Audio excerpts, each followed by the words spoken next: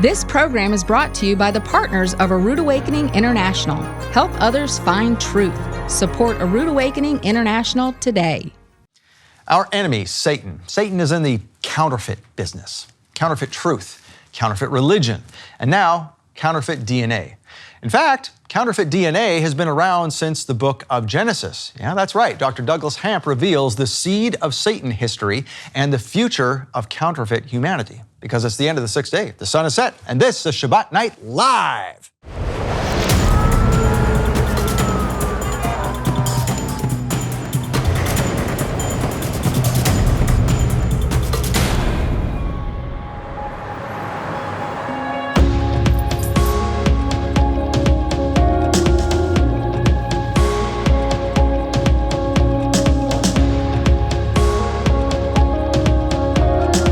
As they take this message out into the world.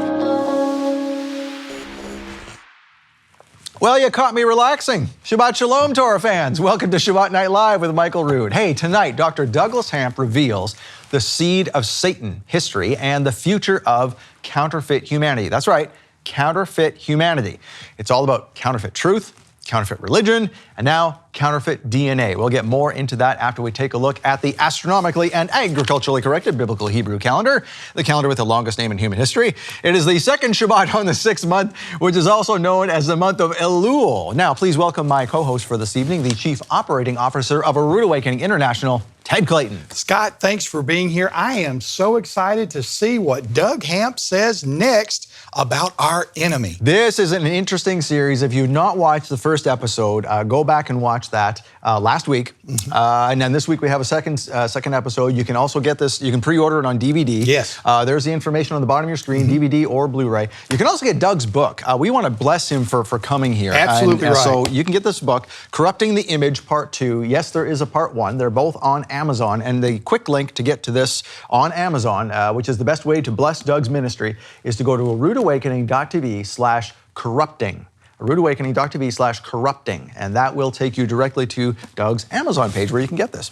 Ladies and gentlemen, this is just fascinating material. And, you know, we go back once again to saying that you have to know your enemy. You cannot live with your head in the sand, especially in these trying days and times. That's right. The uncertainty that's happening in this world today, surely it's got to be an omen of the end of days. Well, indeed, and even the elect will be deceived. So just because you're Christian or even Hebrew roots, Messianic brothers and sisters don't necessarily see anything going on, they say, you're just imagining stuff. Quit making stuff out of nothing. If you're sensing something by the Spirit, chances are you're on the right track. Yeah. You know what I mean? Like for those who are not in the majority, if you're in the minority, I usually say if you're doing something else that no one else is doing, you're probably on the right track. Right. So, and you know, Michael Rood was on the right track for the past 40 years when he wrote the chronological Gospels. And he did something that no one else did. He wrote the chronological Gospels. And what's so great about the chronological Gospels? Big deal. There's other Bibles that have things in order. Not to this degree, number one. Number two, no one has the insight that Michael Rood does, because he has friends on the Christian side, the Hebrew side. He lived in Israel for what, a decade and a half, if not 2 decades, on and off. So he really knows the culture, the land, where Yeshua lived, how the people today in Israel relate to the Pharisees of the past. So he got this real kind of timeless view of the Bible, and that's how he was able to write all the special notes that make the chronological gospel special. And it's written from a Messianic perspective, a Hebrew roots perspective, which is really unheard of this day and time, ladies and gentlemen. And we're just so honored to be part of this 40-year work. Now, speaking of 40-year work, so how many people actually know that, Yeshua's ministry was 70 weeks? That's the first shocker that get a lot of people. I thought it was 3.5 years. Nope, that's all a myth. Look it up. There's no evidence for it. There's a ton of evidence for being 70 weeks. All of the original church fathers said that Yeshua's ministry was about a year. And that's just about right. It's 70 weeks from the baptism of Yeshua in the Jordan to the baptism of the Holy Spirit with the disciples in Acts. And week 30, one of these special notes that I always talk about here in the Chronological Gospels, which makes this book so special, is event number 99 that happened this week in history. So here's what was happening in the middle of summer at the 30th week, the halfway mark, if you will, of Yeshua's ministry. Yes. Herod was just hearing of this Yeshua character. After 30 weeks, he was beginning, so it says, interesting here, Herod hears of Yeshua's miracles after John was executed. So this is after he had heard about some radicals out there. He thought John was it. He thought John was a threat to his throne, so off with his head, especially after John cornered him with what he was doing marriage-wise. Right, exactly. Yeah, so, but the following account of Yochanan's execution is the only event recorded in weeks 28 to 30, says Michael, about what was happening at this time. Sometimes there's no record of what was happening, but this is the time that Herod was first hearing about Yeshua. So he was like, oh, maybe John wasn't it. Maybe that's a Yeshua guy. Maybe I've been afraid of the wrong person. Yeah. And that goes right back to when John and Yeshua were first, when they were babies. Yeah. Originally, Herod thought that John was the threat to his throne, and that's why he ordered all the babies be killed. Right. He didn't know about Yeshua. He knew about John and about his father being in the temple, and all that connection, thought, aha, here's my threat, and went after John. And you know, this is made so clear, ladies and gentlemen, in the chronological Gospels, because you have all the accounts right there in one passage so that you can read them all without having to flip back and forth between this author and this author and this author and this author. You have all of it put right there. And ladies and gentlemen, I just want to say a big thank you to Michael Rood. Michael creating this ministry, A Rood Awakening. It has blessed so many thousands and thousands and thousands of lives. And we just want to say, you know, Michael watches every single Shabbat night live. And we just want to say a special thank you to Michael for doing this. We love you. We look forward to your quick return, Michael, with all the therapies and so forth that are happening with you. And we just know that we're here to bless you just like you have blessed us. Indeed. Well, why don't we pray for Ted, for Michael. Why don't we do that? Let's do that. Let's pray for Michael. Would you pray with us? All right. Yehovah, thank you for Michael. Thank you for all the things he's done for Ted and I, for the whole crew here, for everyone in Rood Awakening, and all the years of ministry that he has put in. He has definitely been your servant, Father. Yes, and this is just a blip in the road for him. He's had lots of little health issues, but we know that you are going to bring him through just like you always have. And he is working hard. We see the progress. We see you working in his life, even through this difficult season. Yes. And Father, I thank you that you've given just a persistence with Michael, that he's willing to work every day and improve every day. He is not giving up. And Father, I would pray that you would lift him up. I know that I echo the voices of everyone watching this right now, that we all pray, Father, that you would just lift him up. Hallelujah. Let us see a miracle. Let him come back to the stage and preach again like he's never preached before, because these are important times, as Douglas Hamp is going to bring to this stage today. Father, we need Michael to come back and echo that statement and put an exclamation mark on that statement. Yes. And so we thank you in advance for his healing that we know you will do in Yeshua's name. Amen. Amen. Thank you for praying with us. Excellent. You know what, ladies and gentlemen? Without a test, you don't have a testimony. And it's important to know that Michael is going to come back, and when he does, he is going to have one big kind of testimony to talk about. Indeed, the biggest I think I'll ever see. That's right. That's wonderful. That's right. All right, thanks for joining us today, Ted. All right, so Dr. Douglas Hamp reveals the seed of Satan history. That's tonight. And the future of counterfeit humanity. Yes, it's the second episode of Satan, the Ancient Enemy. But first, get out your bread and wine for the Kiddush with Michael. Stay tuned.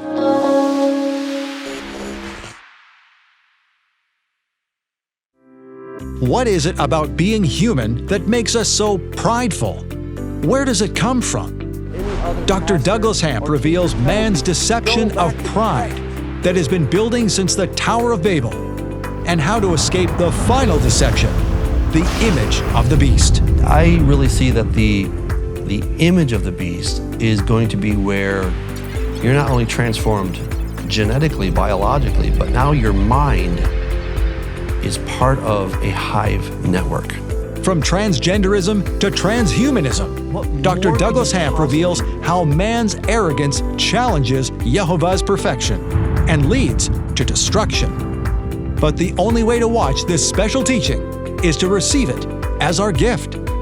Donate a $50 love gift and we'll send you The Image of the Beast on DVD or Blu-ray. Or for a donation of $100, we'll send you the image of the beast, plus a ram's horn shofar, the original call to worship in ancient Israel. Or as a special offer for a donation of $300, we'll send you the image of the beast, the ram's horn shofar, and a beautiful parchment scroll printed with Isaiah 53, complete with a handsome carrying case. These are special gifts from Michael Rood to thank you for your support. Make your donation today and receive the $50 gift, the $100 gift, or the $300 gift. Remember, this offer ends August 31st and supplies are limited. Call now to receive your gifts. 888-766-3610. That's 888-766-3610. Or get your gifts online at monthlylovegift.com.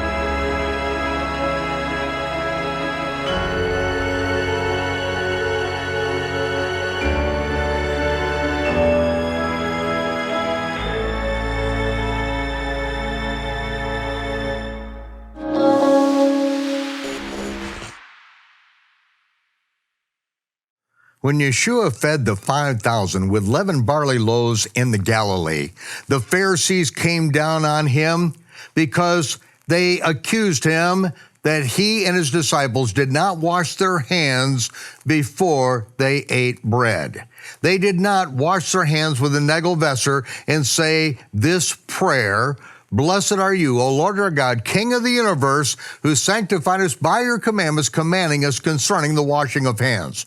Why didn't Yeshua do that? Why didn't his disciples follow that? Because it is takanot. It is a law which they invented, and Moses said no one is ever allowed to add to or subtract from. But the night of the Last Supper, Yeshua took bread and he put in place a rehearsal that was really put in place by the Kohen Gadol, the high priest after the order of Melchizedek. Melchizedek himself brought forth bread and wine to Abraham. And Yeshua interpreted that very thing. Baruch atah Yehovah Eloheinu melech haolam, hamotzi lechem mi'aretz. This is what Yeshua put in place, that before we eat bread, that we say this prayer. And as often as we do this, we do it in remembrance of him, because his broken body was broken for us, and by his stripes we were healed. So as often as we do this, as often we do it in remembrance of him. And Yeshua took the cup and he said, Baruch atah Yehovah Eloheinu melech haolam, Borei Pri Hagafen. The creator of the fruit of the vine, Yehovah, created the fruit of the vine. He said, this represents the renewed covenant in my blood. As often as you do this, remember me. And remember, I will be drinking this with you at the marriage supper of the Lamb. Shabbat Shalom.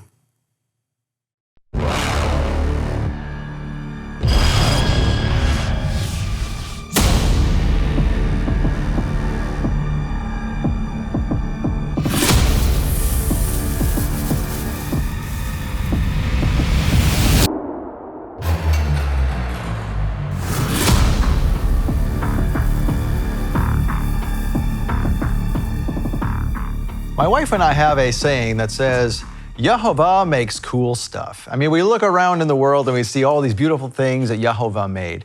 Jehovah makes everything beautiful. Even he made Satan beautiful back in the beginning. We hear in the Bible or read in the Bible of this beautiful creature that was in heaven and one of the most revered creatures ever made, or beings ever made.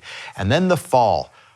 What happened here? Someone who can explain this for us is the author of Corrupting the Image 1 and 2, Dr. Douglas Hamp. Welcome to Shabbat Night Live. Thank you for having me. So now explain this to us. First of all, let's get into who Satan was created to be. He was this glorious being, or a ruler, or someone put in a very high position in the heavens. Where do we learn more about this in the Bible, and are there extraneous sources? How can we create this picture of who Satan was supposed to be? Absolutely. So in Ezekiel chapter 28 is where we find the answer to this question. And, God has some pretty amazing terminology when he uses. He says, speaking of Satan, or Melkart as we spoke of, you were the seal of perfection, full of wisdom and perfect in beauty. Wow. That doesn't sound like the God of death to me. I know. What happened, right? The seal of perfection. Like, you can't get more perfect, right? Perfect is perfect, and he was perfect, right? You can't improve upon perfect, and he was it. He was full of wisdom, not like 98%, not 99%, but 100% full of wisdom. And then it says he was perfect in beauty. That one astounds me. I'm like, wait, isn't God perfect in beauty? And here God made a being that was perfect in beauty. All right, so, long story short, Satan thinks he's a pretty amazing guy, okay? And he was. He really was. But I talked about in our last session how he did not want to kind of be in that place of being a servant. He wanted to be the top dog. Mm-hmm. He didn't want to be just the chief steward. He wanted to be the guy absolutely in control that everybody should worship.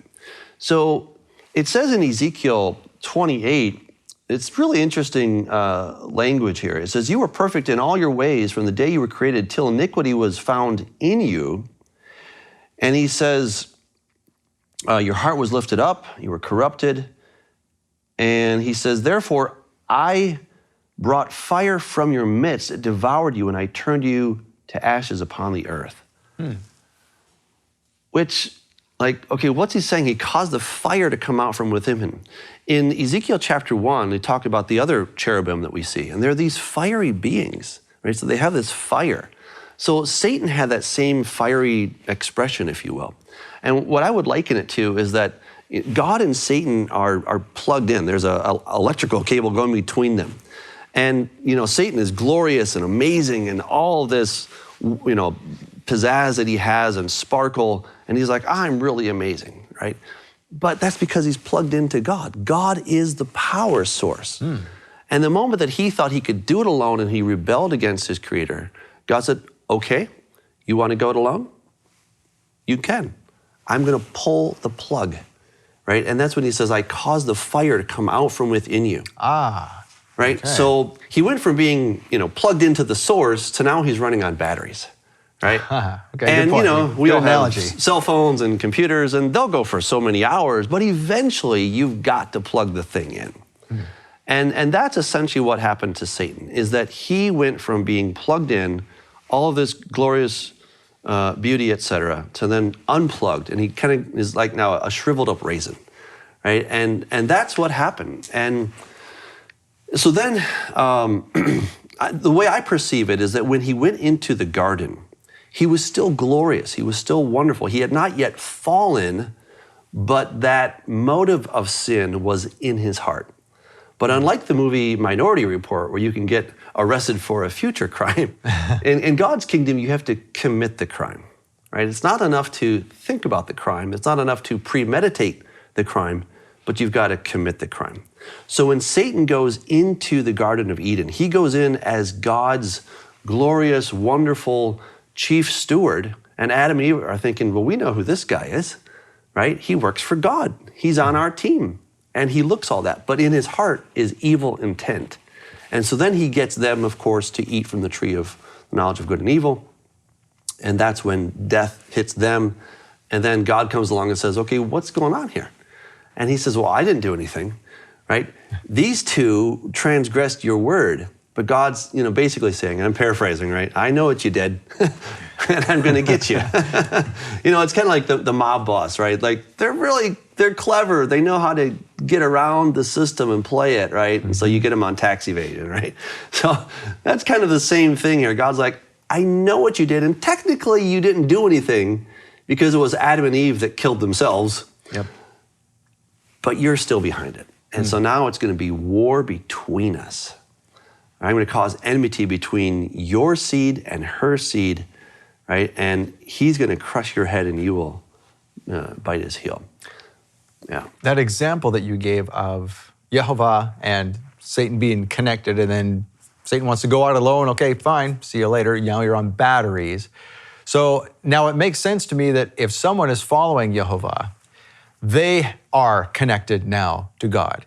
And that is a very attractive power source for Satan. Is that why those who believe are most at risk and must really guard themselves against Satan? Because he's looking to feed off of them and to source his batteries. Is that kind of where we're going with this? Well, when we start digging into some of the terrible things that happen within the world of Satanism and demonic activity, sometimes when one of the let's put it this way, they're looking for the most innocent victim that they can find. And then they want to inflict trauma on this victim because it charges that energy source. It's terrible and dark stuff, but these are the reports that we hear from some reputable sources that this is what's happening. So Satan is looking for a power source, right? So sadly, young children who are, of course, very innocent. I would even suggest that things like abortion, right? You can't get more innocent than that, right? The sacrificing of the aborted baby, that's part of it. But it's not only that. I think it would include things like suicide, things like war, murder, right? All of this is providing energy for him. And insofar as he's getting us to trip up and to be like that, it may or may not. I'm not sure entirely if that's providing power for him, but I think it's at least plausible that it could be. That's interesting. Is it that it almost seems like something out of a movie where Satan needs power from man? Someone might ask, that's ridiculous. Why does Satan need power from us? But we've kind of already answered that question. He was plugged into Yehovah, but now he is separate from Yehovah, and he really is powerless unless he can trick us who are connected to him to give him power. Is that it? I think a lot of movies hint upon this, and sometimes they're just outright like, here you go. I mean, if you watch The Matrix, robots or whatever have taken over the planet, and they need people as living batteries. Like that's the basic premise of the movie. And I think that's essentially what we're looking at, is that Satan got unplugged from the power source. He is of a spiritual nature, therefore he needs some kind of a spiritual power source. And the blood is the thing that crosses over. That's the bridge between just pure physical and spiritual. That's why the blood can provide atonement, right? The blood has this incredible power. The life is in the blood.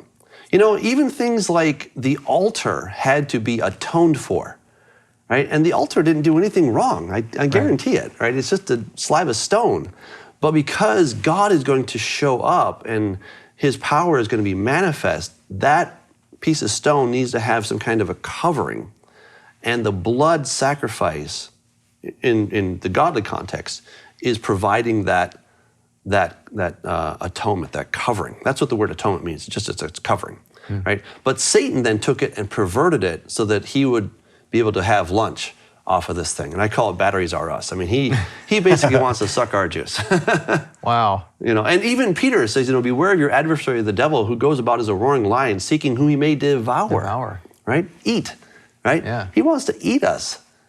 I don't know about physically, maybe, but he wants our blood. He wants that life essence that we have to then power his Of course, stuff. If our viewers are thinking like I am, hey, this kind of sounds like Dracula. That darkness, death, sucking blood, all this type of thing is all connected. It's all connected. That's what's so amazing is, so when you start seeing the theme of death, just think this is Satan. And he's got variations on a theme, but it all goes back to the same core. Right? That's what we have to understand. It goes back to the same core. And, and I talk about in the book how, with the Nephilim, I think this is one of the things that he was trying to accomplish is, what's interesting, Jesus talks about how a demon is in this, when it's not in a body, he's in this place of discomfort, and he really wants to have a body. And I would suggest that Satan and all who followed him were uncomfortable, right? It was not pleasant to be outside of a body and to be shriveled up and without a power source. So what if you could create your own avatar? If you saw the movie Avatar, right? They create this alien body, and then a human is able to funnel his life essence, or whatever it is, into this avatar.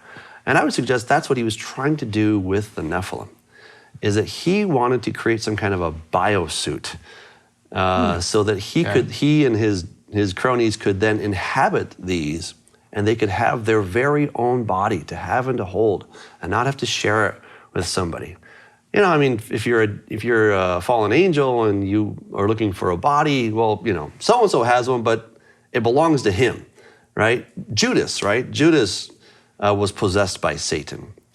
But it belonged to Judas, not to Satan, right? The body belonged to Judas. But what if Satan could make his own experiment, his own system where he could have these biosuits?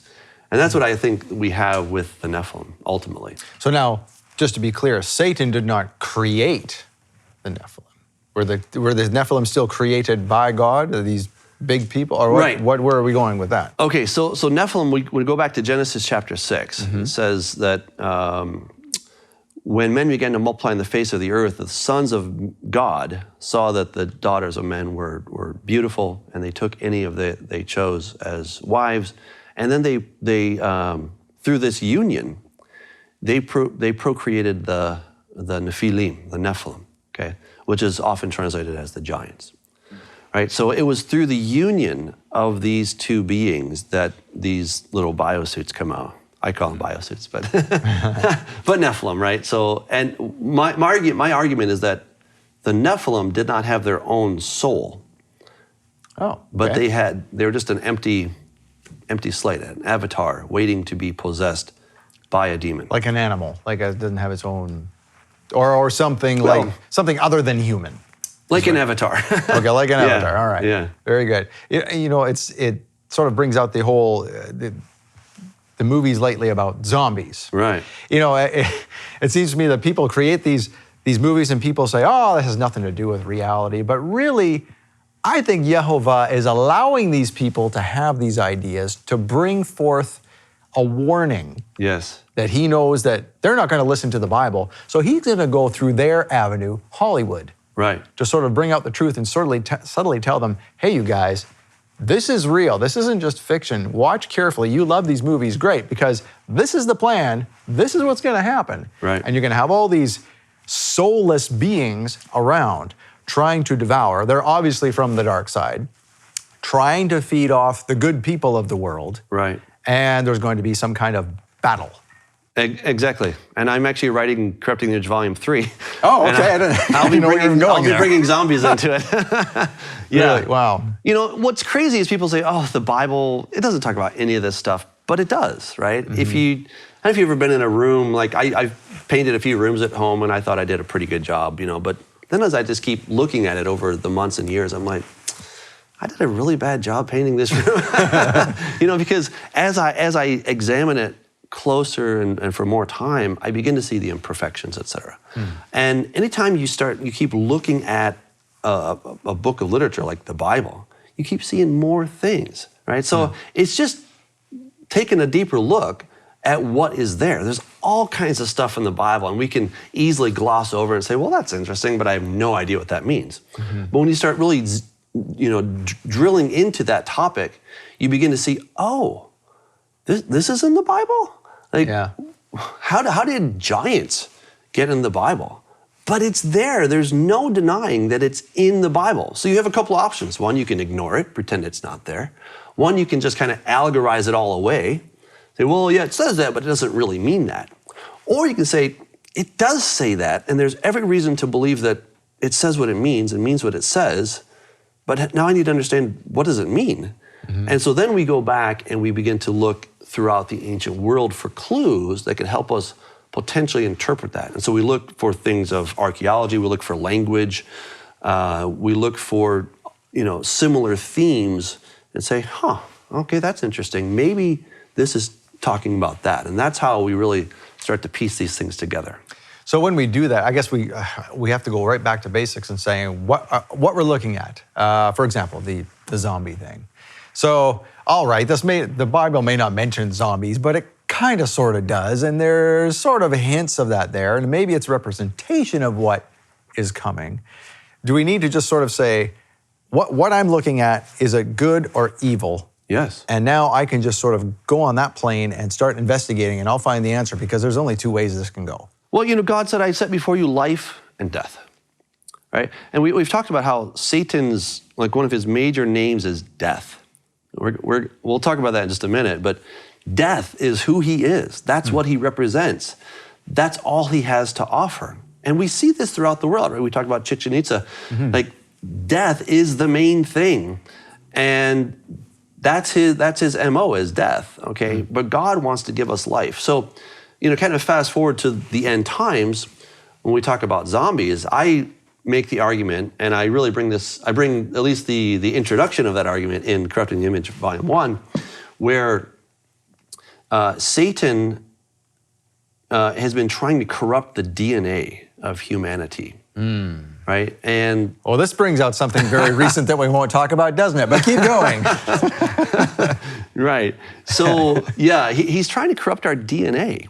And so, why, right? Why would he do these things? Because he knows that there is this prophecy of doom hanging over his head. I will cause enmity between you and the woman, between your seed and her seed. You will strike his heel, and he will crush your head. When he says your seed, who could he possibly be talking about? He's talking to Satan, and he says Satan has seed. Wait, does Satan have seed? Well, what is a seed? Seed is just DNA. When you start looking at it, DNA is made up of nucleic acids, right? We have A, G, T, and C, if I got my letters right. Hope I did. But those are nucleic acids, but there's a code. There's information in that. It's not just nucleic acids. It's information at the heart of a seed. So Satan has information. And guess what? Information is a non-material entity. Oh, okay. That's like the spiritual realm, right? It's not physical, it's not material in the sense of what we have on planet Earth, but it's still real.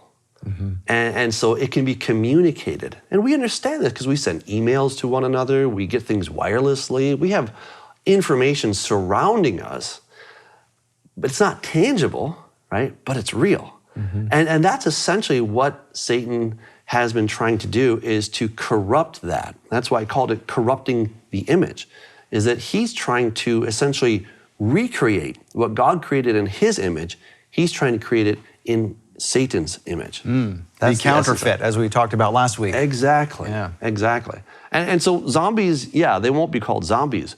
But if you look at Revelation 16, it talks about the people that have taken the mark and how it's going to be really lousy for them. They're going to have just their flesh is going to be falling apart, and it's really nasty. Well, and even just the mental nature of what we see as a fictional zombie, right? Is they don't think for themselves. They're just following the masses, following their master, right, so to speak, right. And wandering aimlessly to destroy what is good. Yes. And that is where we're heading in this world, is that everyone is just following the leader without asking questions, not thinking for themselves, and going after anything that has to do with God or anything that's good, the Bible. It is all evil is good and good is evil. Yes. Well, in Volume 3, I'm going to talk about the hive mind. And I think that that's going to be the basic image of the beast.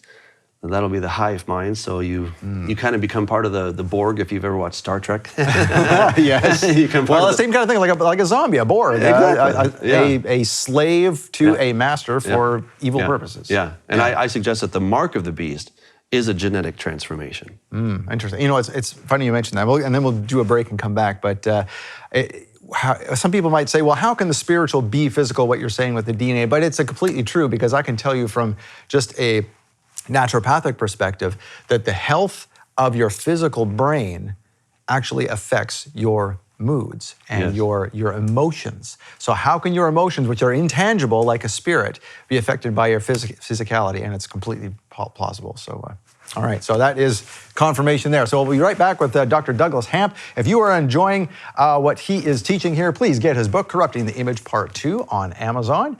And thank you for donating to this ministry. You have brought Dr. Douglas Hamp to be with us here today.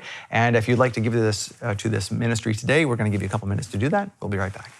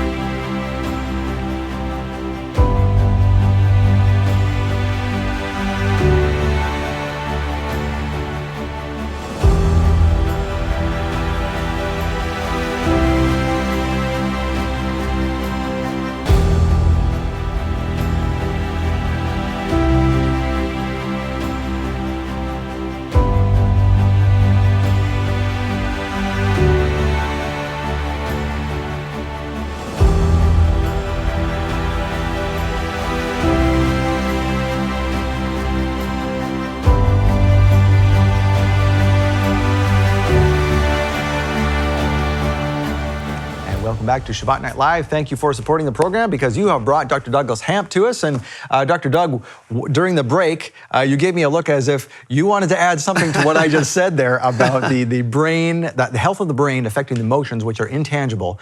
Go on that. What were you going to say? Okay, well, so it's really interesting that a cell, right, has all these little antennae on it. And it's constantly scanning both for electrical signals and chemical signals to basically see, are things good, are things bad, right? So imagine a zebra is just munching on its grass, and then a lion shows up, right? So the cells in the zebra were in a happy state, right? And they were taking the grass and turning it into different things, and nutrients were coming into the cell. The moment the lion shows up, it's suddenly red alert, we've got to go. And what happens is these little doors that are allowing information and nutrients into the inner part of the cell, they actually close up because the signal said, life is bad. We've got to go now, right? So all of the processes, not all, but many of the processes of the cell stop for a moment so that they can get out of there. The fight or flight. The fight or flight, exactly. So what you were talking about, how the things that we believe to be true, it doesn't matter if they're true or not, but we perceive something to be the situation. That will then directly affect how our cells operate, and that will affect our health. So there's something really amazing about that. And I see that as being a very important part when it comes to the mark of the beast, because it talks about if anybody takes the mark of the beast, worships the image, and worships the beast, right? So worship is a huge part of that. And worshiping means that I agree with this. I'm endorsing this. I'm all for this concept of the beast. And so if you don't worship it, then, well, there's another story there, but but that's a huge part of it. And that's why, you know, we need to keep our minds focused on God. We need to think about what is good and true and noble and just, and not to be thinking about the evil, negative stuff that Satan would try to get us to think about, because it really does affect us in more ways than one. Indeed, the physicality of what you talked about there with the cells and all that, that is, you know, we won't get into it, but there's something going on with children and fear, like you talked about in the last episode, and there's something very, very dark going on in this world with that kind of thing, and they're harnessing this concept for their own evil gain, and that's just a very unfortunate thing. But let's go on to the Herman Batios inscription. What is this all about? This is in chapter 8 of your new book. What's this? At Satan's command. Okay, so we talked about how in the book of Enoch, it talks about there were 200 angels led by Samyaza that came down in the days of Noah. And they're the ones that took an oath that they were going to go into the daughters of men and have this Nephilim race thing, okay? So it's all very interesting, but it seems rather disconnected from Satan, right? Isn't he the guy in charge? He's the guy at the top who's doing all this, right? Well, an inscription was found on top of that mountain. The inscription itself is dated somewhere between 300 BC till about 300 AD. It's written in Greek. And, you know, I kept coming about, you know, hearing about this inscription. And the apparent translation, as it came to me in English, was, according to the command of the great and holy God, those taking an oath proceed from here. And I thought, well, that's interesting. But why would he be called holy, right? If it's talking about Satan or somebody, why would it be talking about a holy God? So I was able to go to the British Museum website, and I found the inscription for myself. And so I was looking at it, and I'm like, wait, the Greek doesn't say what they're claiming. It doesn't say "and holy." And so I found two words in there that were really baffling me. And one of them I figured out was a prefix for ox or bull, was the word bull. But then the other one was this word batu in the text. And Charles Warren, who originally found this inscription, he suggested that it was the word hagios, which is holy. And then George Nicholsburg, who's an excellent scholar out of Harvard, he had the same translation.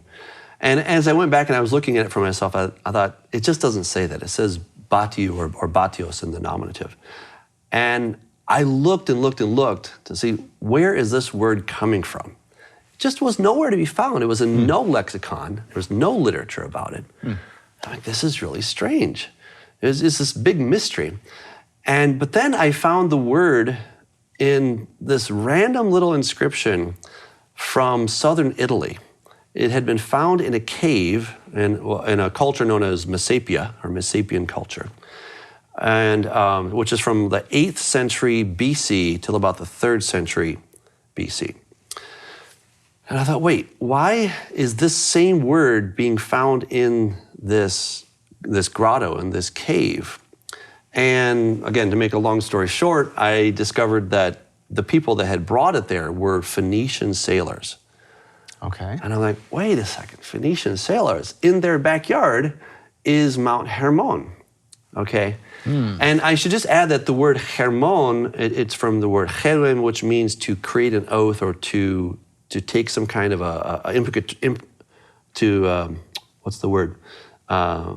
to curse yourself if you don't do something, okay? So the angels are saying, if we don't do such and such, may a curse come upon us. And that's where we get the word Hermon. All right, so this inscription with this word, it appears in this grotto in southern Italy, and it's associated with the word Zeus. So it's Zeus Batios. All right, so I traced it back to Sumerian. And I thought, this is really strange. So I reached out to a Sumerian scholar just to double check, I'm like, do you think it's possible? Because the word is the word bad or bat. And bad or bat, and I have it in the book, I talk about this. This is in the introduction section, right? This is what you were showing me before we turned the cameras on. Exactly, right. Yeah, so that inscription, it's Dinger Bad or Edim, right? And so it's basically a little Sumerian logogram symbol with these two little, cuneiform symbols that are kind of pointing at each other. And that means bad, okay? But why would, anyway, I don't want to lose people in all the details. But this is on page, just so we know, so if people get your book, it's on the Roman numerals, page 26 in the preface. Right, exactly. So anyway, I found that logogram had been transliterated, and I found some other evidence that would demonstrate that that's possible. But that's an ancient name. The word bad, it's really quite ironic that it's bad, right? God's humor here somewhere. I know, I'm like, that's just pretty weird, But that word was a symbol for Satan, for Enlil.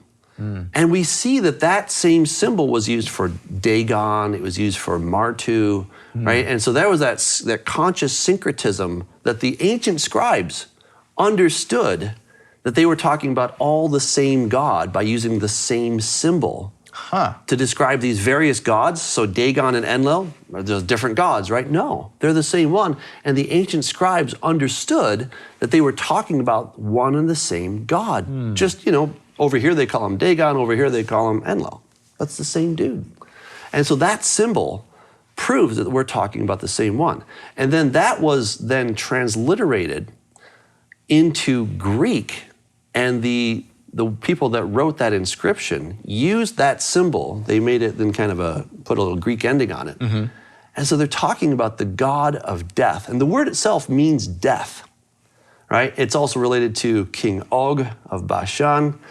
In book 3, I won't reveal it yet, but there's another person named Death, who's Satan, that's going to be a major player in the end times.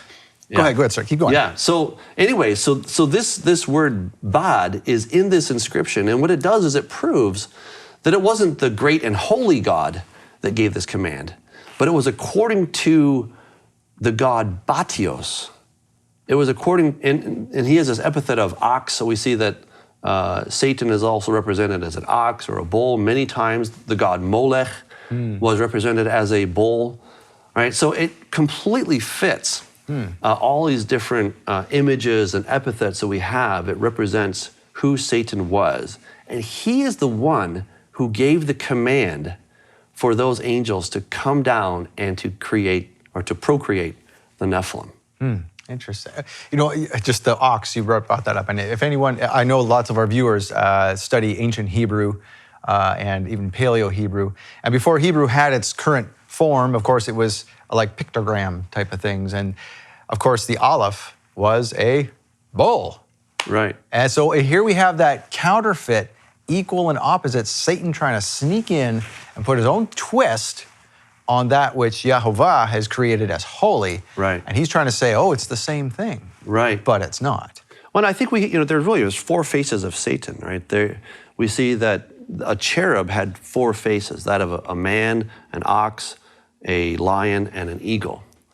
And we see these represented. Even the Anzu bird that we were talking about before, and this is in the book on page 26. Okay.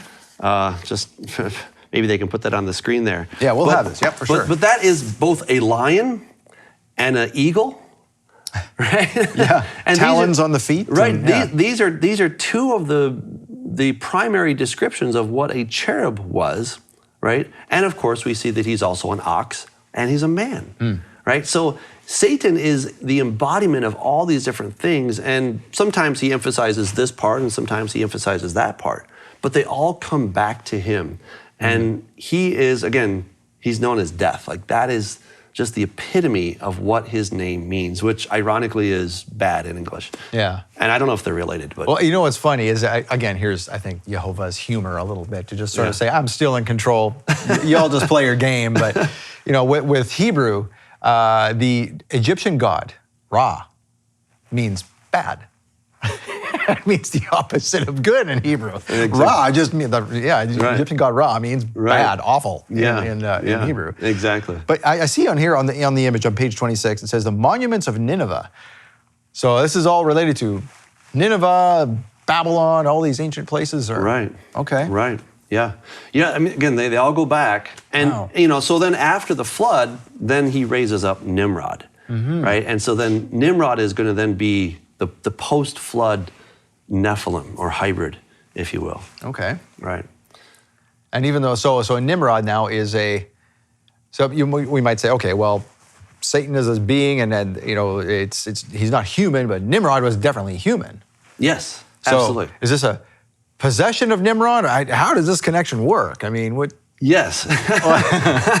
Well, yeah, and I don't know if we want to get into it in this show today, but you know, because that's a whole nother story, right? Okay. but basically what happened, so before the flood, Satan sends these angels to go create the Nephilim.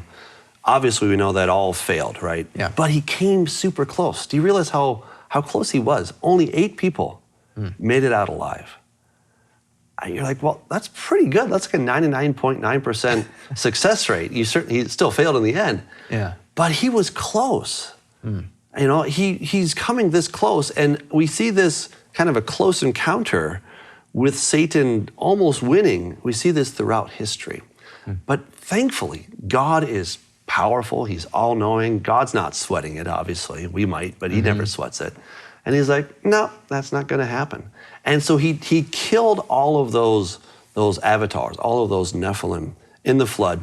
And so then after the flood, Satan comes up with a new strategy, and that's going to focus on the person of Nimrod. And it's going to be similar, but it's going to be different in various aspects. Okay. I want to dive back into your first book, if we could, just for a second. We didn't plan on doing this, but I'm sure you know enough to answer the question here. But when we talk about the Nephilim, and people have suggested, well, these were, like you said, Satan was involved in this whole scenario.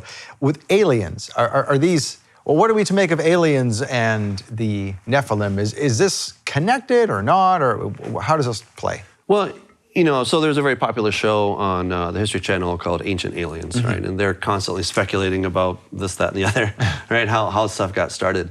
I would suggest we're just talking about ancient aliens, right? That's in a nutshell. That the god Enlil and the various manifestations. These are fallen entities who are very powerful, very intelligent. They have whatever technology or whatever you want to call it that far surpasses any kind of human understanding. But they're still created beings, and they're malevolent, right? So when we talk about aliens, we're not to expect that that some really wonderful beings are going to show up and help humanity take us to the next level. That might be their spiel, but any idea of aliens is very negative. And there's 2 guys that I cite in here, I'm forgetting their names, but Dr. Jacobs, he is out of Temple University, and he interviewed these people who had an alien abduction experience, right? And, you know, this guy, as far as I know, he's not a believer in God, and he seems to be just kind of a evolutionist or something. He was pretty excited about this. You know, he was excited that people were having these experiences. And so he interviewed, I think, over 200 people, all individually. They didn't know each other, but they all had a very similar kind of experience. That it was a malevolent being that came and did some really weird sexual kind of experimentation. In the case of women, they took eggs. In the case of men, they took sperm. And it's like, wait, if these are aliens, why would they need to travel millions of miles to come to planet Earth to do, you know, secret, weird, kinky experiments on people if they're that advanced? Well, because they're not. And the conclusion he came to is that these are sort of disembodied spirits that are trying to create some hybridized being. So that because they exist in this semi-material state, and they're trying to materialize, and we're it, right? We're going to be the bodies that they're trying to create. And so now he says that he loathes this whole discussion. It scares him. Dr. Mack out of Harvard did very similar experiments, and Harvard tried to, discredit him. But after a thorough investigation, they're like, everything you're doing has been above board. It's been scientific. You're not crazy. You're not necessarily believing these things, but you're investigating to see what's happening. And so you have two very prominent, well-established, well-credentialed scientists who are just saying, I'm just trying to understand what's going on. And the bottom line is that it's dark, it's evil, it's demonic. It is not good at all, but they're up to something. And they're really trying to create some kind of a hybrid. So this stuff is real. It's not the imaginations of some poor folks who have some mental illness or a chemical imbalance. This is real stuff. Absolutely. Wow. I mean, whether people want to believe it, that's of course up to them, right? But as far as, is there evidence? Yes. Is there ample testimony? Yes. I mean, just in the last couple of days, 60 Minutes has come out with, a thing that UFOs are real. And, it's been hidden, but now this is coming out into the mainstream. That's something pretty amazing. And as believers, I'm assuming we should not be focused on such things. We are to say, this is not of Yehovah. We need to focus on him and get to what's really important here. Absolutely. It's good to have, just kind of understand what your enemy's doing. Exactly. Right? But we don't want to fear. We don't want to obsess over these things, right? I think it's okay to study, as I do, but we don't want to obsess, right? And one of the things I really bring out in both of these books is that Jesus wins, okay? It's okay to understand the evil things that the enemy is up to, but focus on the light, focus on Jesus and what he's doing and how he's going to win and how our relationship with him is ultimately what matters. And know your enemy, but know it's already over. Right. All right. Doug, thank you for joining us today. Would you come back next week? Absolutely. We got lots to cover here yet in your book. We're going to talk about Nimrod more in depth next week. So, all right. So thank you for joining us as well. Thank you for supporting Shabbat Night Live. That's how you brought Doug here. We thank you very much. And until next week, we wish you Shavua Tov. Shalom, Torah fans. Give this video a thumbs up and share it with a friend. Tap the subscription button and the bell icon. And I promise to update weekly with in-depth biblical research. Be sure to download the new michaelrood.tv app for both mobile and home devices for even more commercial-free content.